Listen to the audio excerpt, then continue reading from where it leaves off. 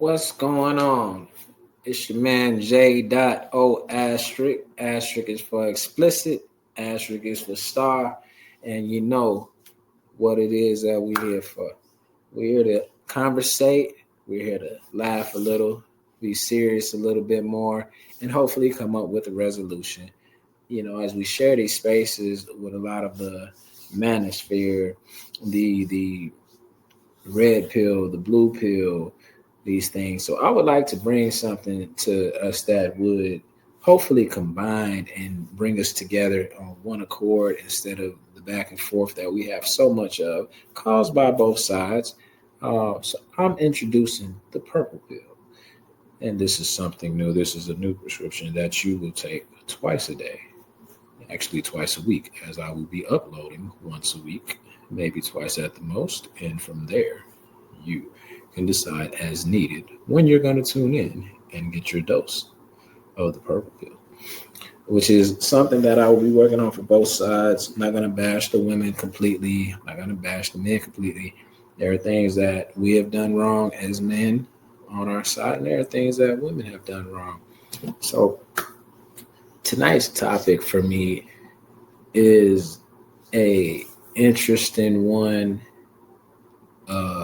psychological thriller in many ways, a comedy in some ways, because it's based on relationships and how we end up having our seeds, having babies with people, and then once we break up, how that relationship goes sour and the children end up suffering from it.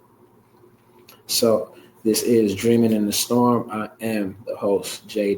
O asterisk, and this is entitled Dad's Love Too. So before I formed you in the womb, I knew you. We're talking about the beginning with the seed. The seed gets formed, and 9 months later, give or take 6 to 9 months, there's a human being that comes out of a woman's body. Very, very interesting. Kittens, giraffes, bugs, everything in order to get here and live has had to pass through someone else's body. Now, what the categories that we have for the relationships to engage in it, having a new person created, we have the relationships that are committed, we have the marriage, and we have the bang buddies. And we also have the one night stands. We're not going to focus on the one night stands because you all probably don't like each other much. You just got caught up in your 10 to 40 minutes of having fun, or if it was a bad experience, not having fun. But either way, you made a little person and you have to deal with each other forever, whether you like it or not. Congratulations. Welcome to adulthood, like the rest of us. Join the club. With the relationship of the bang buddies, the ones that go back and forth, what ends up happening oftentimes is men will start off with seeing something that they like. We are visual. This is something we cannot get past these days and times. They want us to not even, they act as though it is bad for us to look upon women. And if you're gay, look upon another man and say, I would like to be with that person. I think that person is attractive. I'd like to do some things to them. But it is very funny because nowadays, a lot of women are starting to miss the attention that used to be given when we would court them, when we would take a gaze at them and visually say that is an attractive woman or an attractive person. For some of you others, nothing wrong with it. Do your thing. I'm all for it, man. What you do with your stick ain't got nothing to do with me and mine. So after the attraction occurs, we will end up developing a relationship with the person through conversation, with the woman through conversation, and we know right away whether we want to be with this person for the long term, try to pursue a relationship, or we have just say, you know what, I don't want to do anything except be physical or possibly be friends. She's not cool with that. You present this to the woman, and what do? They lie. It took me until I was about 31 to understand that even though a woman says to you, yes, I'm all game. Yes, it does not matter. Yes, I do not want to be your girlfriend. I am okay if we Netflix and chill. I don't want you as bad as you think that I want you, my friend. I just want to have a good time just like you. And as much as they say that, I was 31 years old when I realized they're lying. She will say, I know you got 304s. I know you got people jocking you. So you do your thing. I'm gonna do my thing. Just be safe. Don't bring me nothing because I'm clean. I'm clean and I don't want you to bring me nothing back. But we can do this from time to time. It's all good. But I don't want you like that. Okay? Okay. And as she say that, you like, great, let's get it rocking. So this has gone on for a few weeks. You tell your boys about it. Little Rodney is one of your boys, and he's got an older brother. The older brother is a player. He has watched him go through many countless relationships and seen the good, the bad, and the ugly of what it is to break a woman's heart, to play with a woman's feelings, or for them to misunderstand something that you said and take it to the extreme. So while you got your boy Jimmy over here that is cheering you on, man, it sounds like a good deal. She fine too. I remember when you got with her. Okay, so you guys are your buddies. Your buddies now. Hey man, more power to you. Rodney tells you. Little Rodney says, I don't know about that. You might want to cut your ties now. You've already had a little. Man, she says she cool with it. I ain't going nowhere. I be laid up. We do our thing and then I go. It's the best relationship I got going on. The other ones be trying to be with me. When we gonna take it serious? When you gonna buy me a Birkin? When you gonna let me stay at your house? This one don't want nothing but me to come through, smash and dash in the mouth. You know what I'm saying? Little Rodney like, okay. And Jimmy just Jimmy cheering you on. All right, man, I'm with it. See if she got some friends. That's the deal right there. I wish I could find somebody like that, man. Jimmy got a girlfriend. Hey, man, I'm tired of her. I'm tired of her. I'll give me a side one. I could afford it. It's the conversations we have. And so the next thing, a couple months go by with this relationship. And you notice when you walk into the house now, you smell a little something different. It's not incense, it's not candles, it's not alcohol, it's not marijuana. Huh. It smell good. Some food, right? She said, oh, it's nothing. I just made a little shrimp Alfredo, a little something for me to take to work for the rest of the week. Actually, it's a little bit left over. If you want some, you can have a plate. You ain't even knowing she's setting you up and trying to show you that she is everything that you've been looking for. She can be a caterer to you. She can be what it is that you would like out of a woman. Even though you said you're not looking for a relationship with her. Even though you said you would just like a physical and intimate relationship. How you can have an intimate relationship with a woman and not expect them to want more. I don't understand how some of you guys have not gotten it yet. It will not go past 2 months. 2 months tops. She's going to start looking to be your girlfriend. So say, yeah, I'll take a plate. And from here now, you've even started to hang back and watch movies. You talk a little more about life, your interests. Before, none of this was going on. But it's been 2 months. She's thinking she's getting in closer. She's telling her girls, I can see myself with him. He think he don't want me, but watch what happened. Watch what happened. I got him, girl. He over there eating. I fed him. I gave him a massage. I did all that. I'm putting it on you right now. He over there. He telling little Rodney and Jimmy, man, look, she hooking me up, dog. I gotta go over there. And it's crazy because, I don't even gotta be with her. She know I got other girls I talk to. It ain't no thing. She not even sweating it. You know what I'm saying? Rodney, like, if she cook for you, she rub your back. Do you all talk about life? And dude, if you're not serious about her, it's time for you to cut this off. It's going too far. She thinks she's going to be your girlfriend. I'm telling you. Jimmy, like, don't listen to him. He just hating. He wish he had somebody. Matter of fact, did you see if she had any friends? Did you? You're like, man, hook yourself up. Well, no game happen. You can't do nothing nowhere. Your girl always in your phone. What you gonna do? Buy a little trap phone for them to talk to you on? So here we are, month 3, month 4. She's realized you're not interested. She's realized nothing she is doing is working. And now she's feeling like she has to take matters into her own hands. Matters into her own hands. She's spoken to her girlfriends, spoken to her mother, spoken to her auntie, all of the women in her life, and her male friend as well. The one that doesn't want to have sex with her, but he's always been around. They're all telling her you're just not into her. And she don't know how to take it. It just feel like her heart is breaking. Got the band in the background. Her just got that 80s hair blown out with the hairspray. She's sitting there wanting to make movies, make videos, and doing karaoke. Got TikTok on talking about, I don't know why he just won't fall in love with me. You ever gave so much to a guy, and then once you give it to him, you think like, I mean, he has to know that I'm the best thing for him, right? I mean, I've seen the other girls that he talks to. I've seen the other girls that he talks to, and they're so not worth it. They're so not me because and on top of being it, I love him. I really think I love him. I know we said at the beginning, but I didn't expect to feel like this.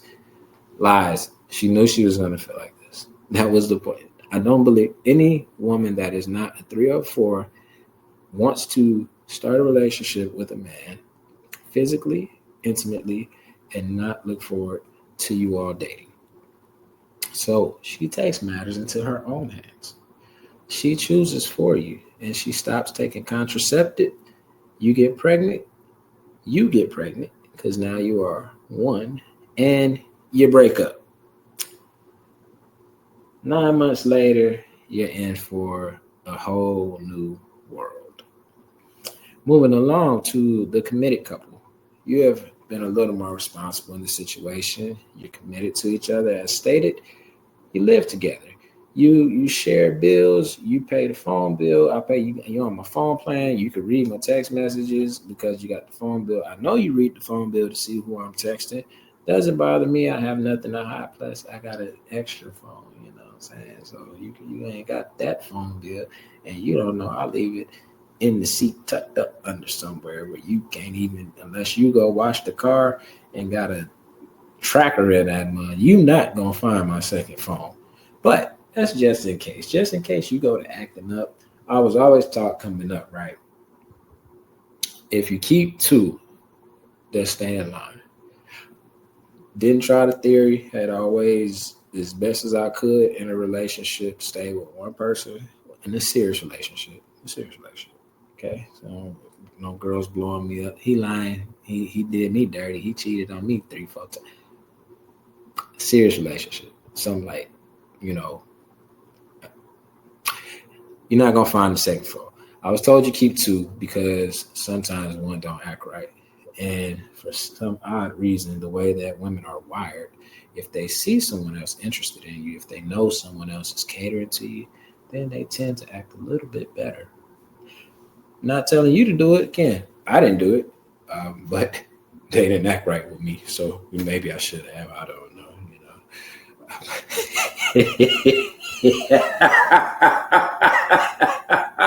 Yo, it did. Maybe I should have had 2 or 3, and if things might be a little different for me. Um, but you're in this committed relationship. So hold on.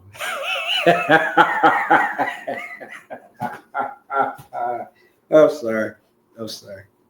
Sorry. I'm sorry. You're in this committed relationship. You share everything. There's nothing to hide. You even talked about having a family in a few years after traveling a bit, after getting to know each other more.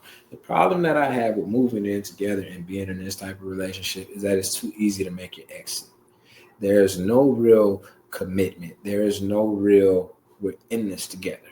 Yeah, we share a bill, but still, your bill is your bill, my bill is my bill. Uh, I'm on the lease, but it's really your apartment. If I want to leave tomorrow, I can. If you want to kick me out tomorrow, you can.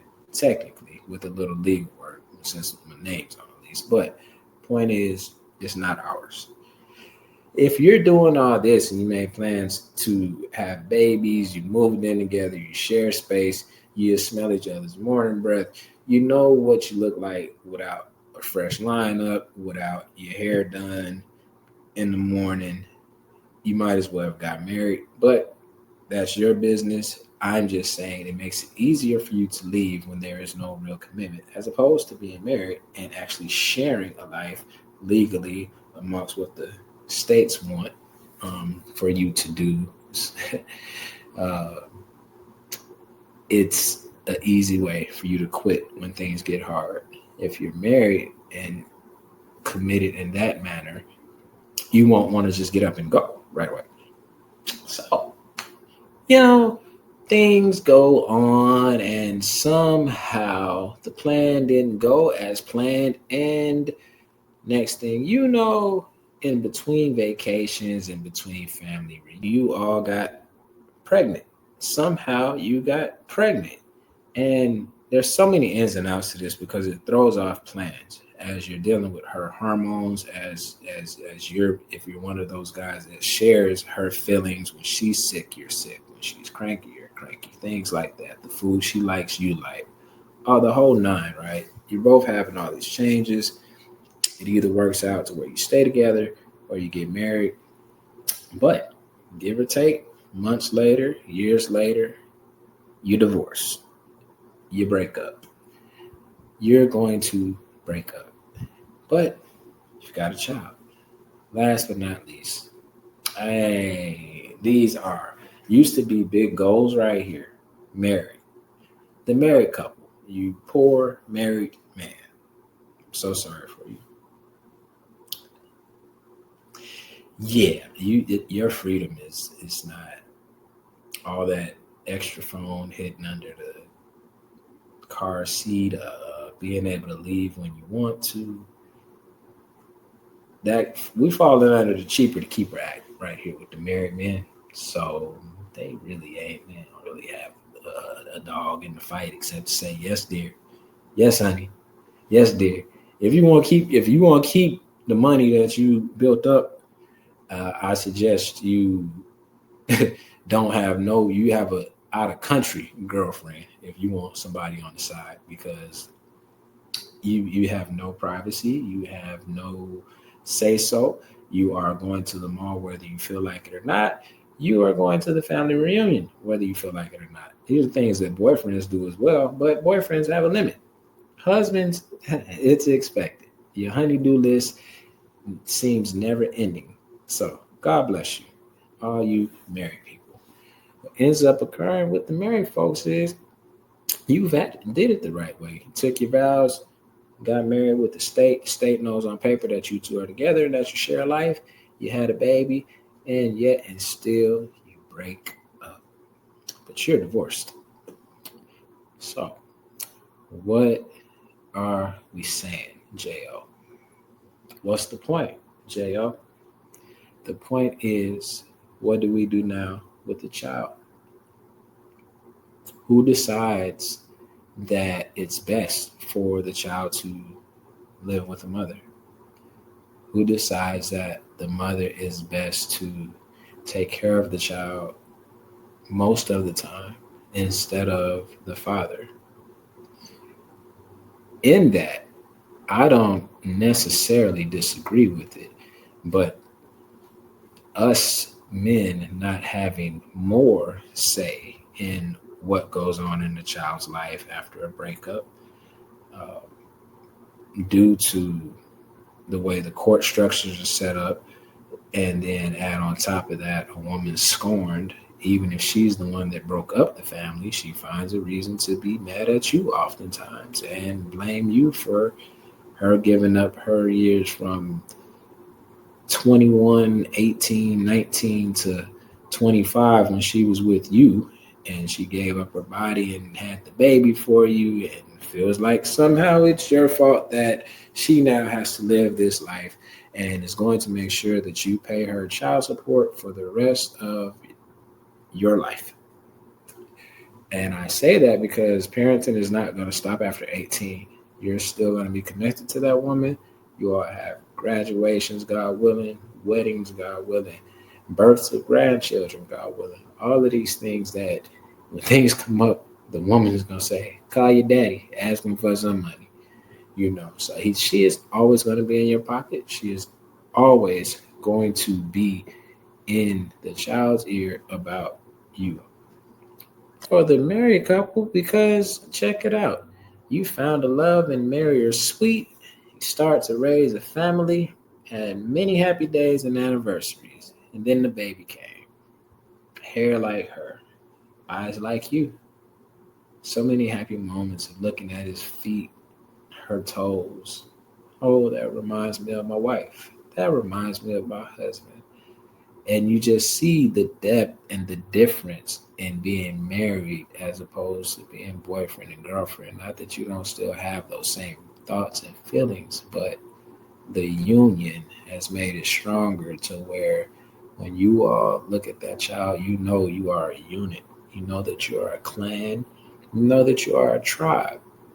And for that to be stripped away is a hard pill to swallow. Whether the man had to go or the woman decided to leave, I don't think it's easy for either side in the beginning, unless of course it was like an abusive relationship or something like that. But just look at how different it is when you have a marriage aspect as opposed to just a dating aspect or a bang buddy aspect. And it's just like looking at the boyfriend and girlfriend aspect or the bang buddy aspect. It's like, oh yeah, I like her, but I ain't too serious about it. I don't really know. And you like, girl, he my boo and all that, but I don't know if he gonna be too serious forever. I don't know if I can see myself with him. It might be something better out there.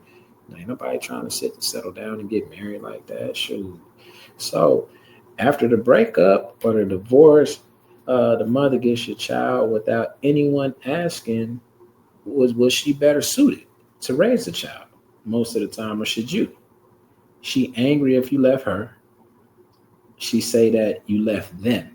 And she say she angry that you left her, but she says you left us. You can't see us. It's like, what do you mean I left you all? No, I left you.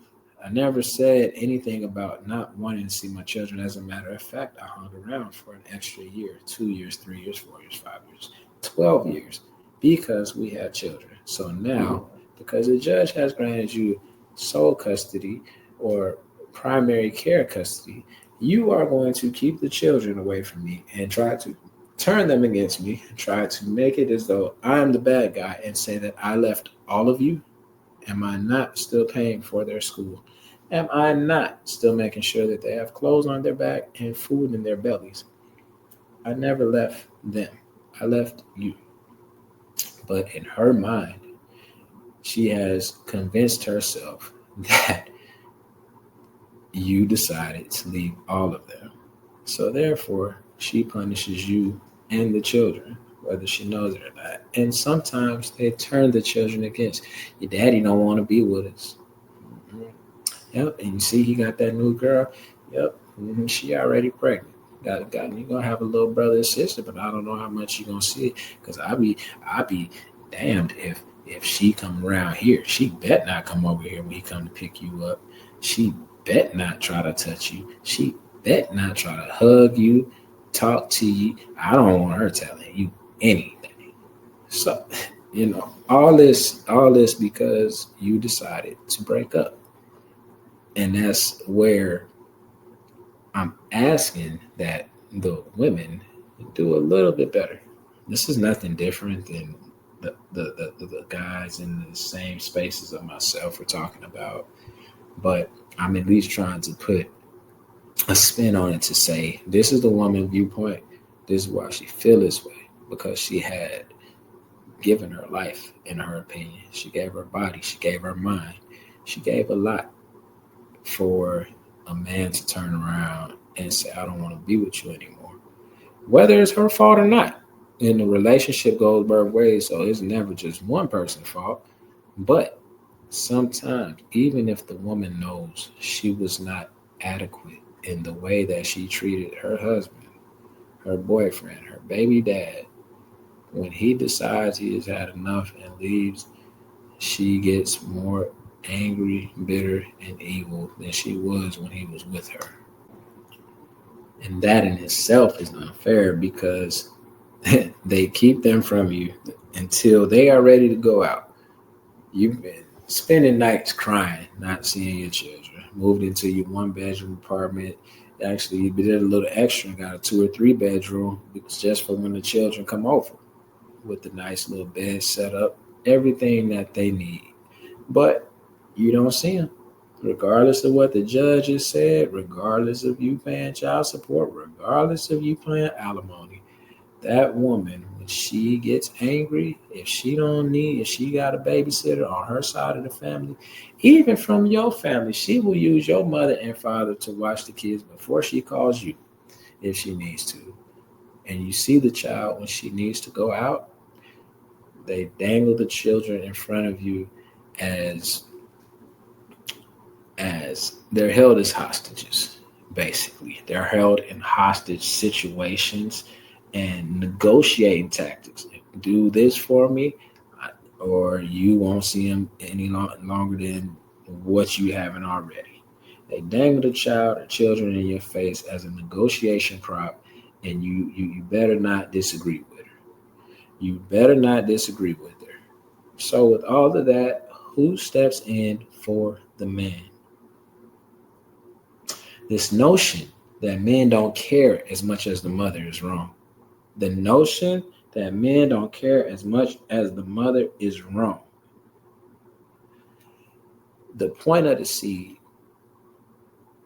men nurture children a little bit different than mom.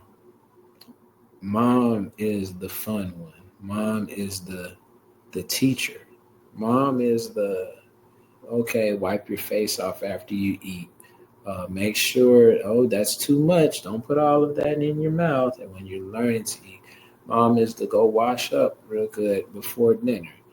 Where dad is the fun one as well. Climb on him, slap on him. He's asleep. You jumping on him. You pulling his eyelashes. You pulling his eyeballs. He's not moving. It's not a big deal. You're his seat. He loves it. We love it. We love being dads. We love being climbed on. We love all of that. And because we are the ones that cause the structure inside of the house, and because the mother is the teacher and spends more time with the child in that manner, what ends up